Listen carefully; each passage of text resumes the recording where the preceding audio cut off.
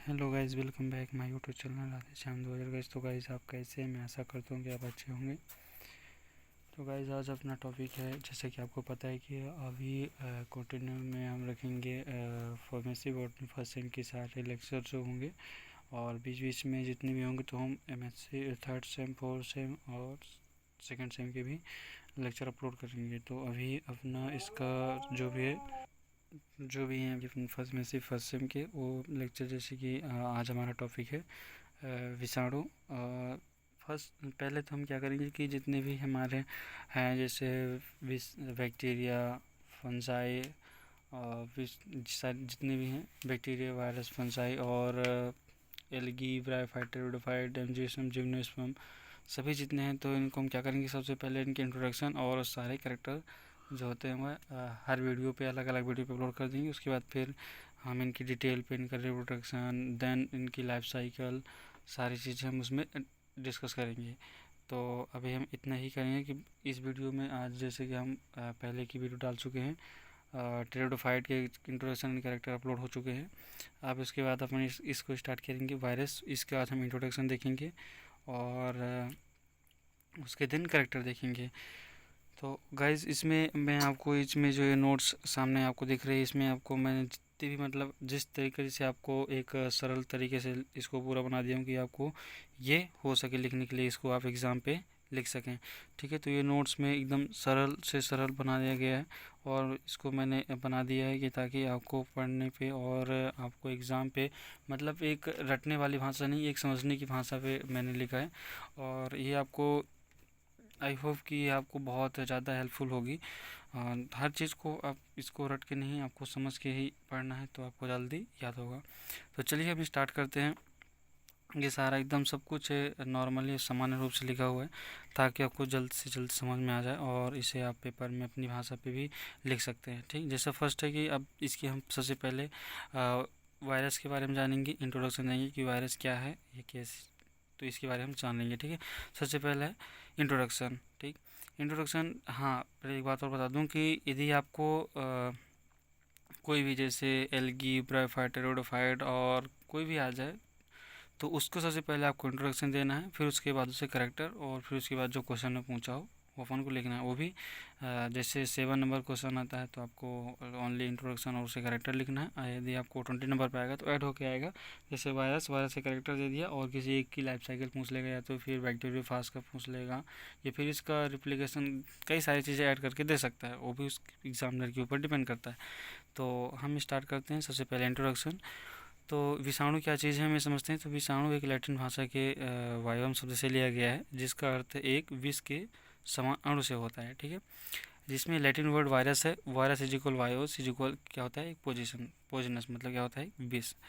अब हम इसको कैसे डिफाइन करेंगे कि वायरस क्या चीज़ है, तो इसको डिफाइन करेंगे अर्थात वह अणु जो आकार में जीवाणु, मतलब इसके जो साइज़ है वह जीवाणु से भी छोटे होते हैं, एवं जिनकी प्रकृति कैसे समान होती है, पॉइजनस होती है, मतलब विष के समान होती है, वह क्या कहलाते हैं, विषाणु कहलाते हैं। ठीक, फिर विषाणु की खोज किसने की थी, तो विषाणु की खोज सर्वप्रथम एडम स्किन नामक वैज्ञानिक ने सन 1892 में तमाकू जो एक टोपिको मोज़ेक वायरस था उसमें उन्होंने की।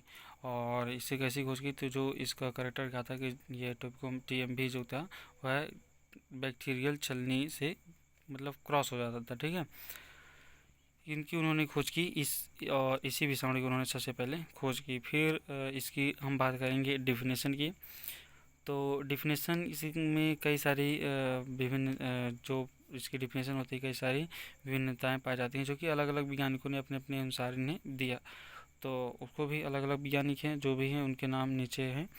तो देखते हैं, सबसे पहला विजेरिक नामक वैज्ञानिक के अनुसार, विजेरिक नामक ने क्या होता है अपने मतों के अनुसार, तो विजेरिक नामक वैज्ञानिक ने सन 1898 में खोज की। उन्होंने या उनके अनुसार विषाणु एक छनन योग्य दिखाई न देने वाला संक्रामक पदार्थ होता है जो कि तरल घर में आसानी से विस्तृत या संचरित हो सकता है या गमन कर सकता है। ठीक, ठीक, विस्तृत हो सकता है, या वह मतलब एक प्रकार से एक आकार जल होगा जिसमें वह पूरी तरह से मूव हो सकता है। ठीक है, फिर इसे कंटेजियम, हाँ उन्होंने इसे क्या नाम दिया था, कंटेजियम वाइवम फ्लूइड नाम दिया। ठीक, फिर अपने सेकंड थे वावडेन एवं पीरी के अनुसार क्या उनकी क्या अवधारणाएं थी। तो उन्होंने बताया कि वावडेन एवं पीरी नामक वैज्ञानिक ने सन 1936 में अपने प्रयोगों के निष्कर्षों से यह जानकारी दी कि वायरस न्यूक्लिक अम्ल तथा प्रोटीन के बने होते हैं। न्यूक्लिक अम्ल मीन्स जिसमें आरएनए और डीएनए हो, राइट। फिर उसके बाद आता है थर्ड अपने थे ल्यूरिया एवं डर्नेल के अनुसार। उन्होंने क्या बताया कि इनके अनुसार विषाणु अर्थात वायरस में अस्तित्व है जिसका जीनोम जीनोम न्यूक्लिक अम्ल, न्यूक्लियम वही आरएनए और डीएनए। तो यहाँ पास आरएनए और आरएनए लिखा है, आरएनए और डीएनए होगा, ठीक है। आरएनए और डीएनए से बना होता है, आरएनए और डीएनए से में बना होता है, ठीक है। जो केवल लिविंग सेल्स में ही क्या करते हैं, रिप्रोडक्शन करते हैं, ठीक, ये एक्टिव होते हैं। फिर आते हैं अपना डिफिनेशन के बाद आता है विषाणु की प्रकृति, तो नेचर ऑफ वायरस, ठीक। तो विषाणु की जो प्रकृति है वह कुछ साइंटिस्ट जो होते हैं इसे अच्छी तरह से कंफर्म नहीं हो पाए कि विषाणु की प्रकृति एक जीवित होती है कि अजीवित होती है। इस कारण कुछ वैज्ञानिकों ने इसे एनिमेट कहा। एनिमेट मतलब क्या बोलते हैं, तो जीवित होता है। और तो कुछ वैज्ञानिकों ने इसे इन एनिमेट कहा। इन एनिमेट का मतलब क्या होता है, जो कि अजीवित होते हैं, ठीक है। तो यही चीज़ इसकी जो प्रकृति थी आज तक कंफर्म नहीं हो पाई। अब हम इसके विषाणु के देख लेंगे। विषाणु के जैविक लक्षण, जैविक मतलब कि एक जीवित लक्षण हम बोल सकते हैं, ठीक। तो जीवित कैरेक्टर इनके क्या क्या हैं, तो लिविंग कैरेक्टर ऑफ वायरस, ठीक। इसमें क्या क्या कैरेक्टर हैं तो हम इसको देखेंगे। ओनली हम लिविंग के पढ़ रहे हैं तो लिविंग में जो जो उसके कैरेक्टर होंगे वो चीज़ हम समझेंगे इसमें, ठीक है।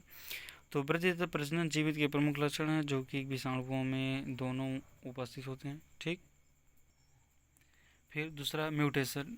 म्यूटेशन एक या उत्परिवर्तन एक जीवित लक्षण है तथा विषाणुओं के अनेक उत्परिवर्तित रूप अर्थात म्यूटेंट रूप पाए जाते हैं, ठीक। फिर इनमें डीएनए आरएनए प्रेजेंट होते हैं, ये उपस्थित होते हैं। इनमें पोषक विशेषता पाई जाती है, ये जीवित कोशिकाओं में ही गुणन करते हैं, ठीक। इनमें एंटीजेनिक गुण पाए जाते हैं, ये पूर्ण पैरासिटिक होते हैं या परजीवी होते हैं, ये कृत्रिम माध्यम पर नहीं उगाए जा सकते, ये तापमान रसायनों तथा विकिरणों द्वारा उद्दीप्त होते हैं, ठीक।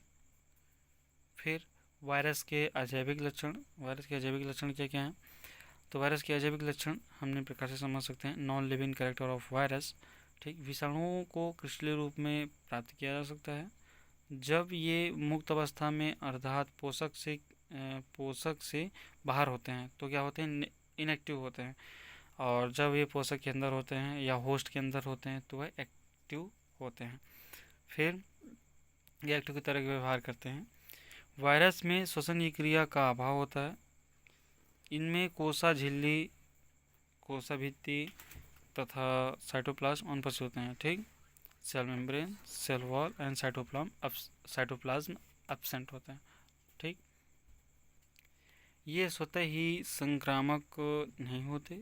जब ये उपयुक्त पोषक या होस्ट के संपर्क में आते हैं तभी यह संक्रामक होते हैं, ठीक है। अब हम पढ़ेंगे विषाणुओं के समान लक्षण, जो कि एक जनरल कैरेक्टर ऑफ वायरस, जो कि एक समान लक्षण वायरस से क्या क्या होते हैं, ठीक है। तो ये पढ़ेंगे। यदि आपको मतलब जैविक लक्षण अजैविक लक्षण आते हों तो ठीक है, यदि इसके समान लक्षण आते हों और 7 नंबर क्वेश्चन आया है वायरस से तो आप इसे आराम से लिख सकते हैं, ठीक। वैसे भी काफ़ी सादे लक्षण थे, मैंने केवल उतने लिखे जो आपको सूटेबल हों, जो आपके लायक हों और एक आसानी से याद हो सकें, तो मैंने वही लिखे हैं।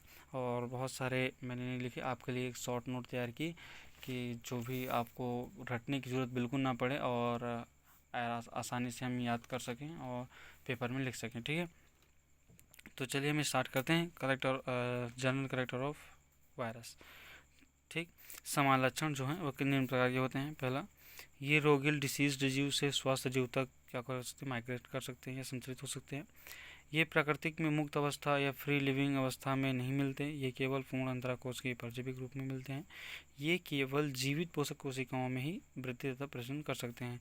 जब ये होस्ट के अंदर ही होते हैं तभी ये मल्टीप्लिकेशन कर सकते हो भी लिविंग सेल में, ओके। फिर उसके बाद इसमें कोई बच्चे विकर अनुपस्थित होता इसमें इनमें कोई उभयचयी विकर अनुपस्थित होता है। ठीक। फिर विषाणुओं की संरचना बहुत सरल होती है, जो कि न्यूक्लिक अम्ल के एक कोर के बने होते हैं। ठीक। जो प्रोटीन आवरण द्वारा घिरा रहता है। ठीक। विषाणुओं की जो संरचना होती है बहुत सरल होती है, जो न्यूक्लिक अम्ल की बनी होती है। ये न्यूक्लिक अम्ल जो होता है एक प्रोटीन के आवरण द्वारा घिरा होता है, और इनमें जो क्या लिखा है, उपपचयी विकर अर्थात मेटाबॉलिक एंजाइम एब्सेंट होते हैं। ठीक है।